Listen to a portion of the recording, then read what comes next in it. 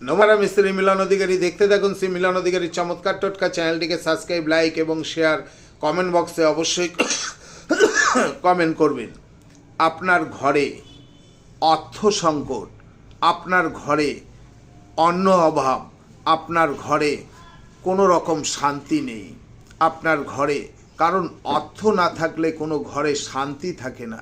তা সেই অর্থ এবং মা লক্ষ্মীর কৃপা হেভি করে লাভ করতে আপনি এই ছোট্ট উপায়টি করুন। আপনি কি করবেন? বৃহস্পতিবার আপনি তার আগের দিন একটি রূপোর কয়েন বানিয়ে নিয়ে আসুন স্বর্ণকারের দোকান থেকে এনে। আপনি কি করবেন? বৃহস্পতিবারে আপনি যখন চাল নিচ্ছেন সেই চালের ডিব্বার মধ্যে কয়েনটি চুপটি করে রেখে দিন।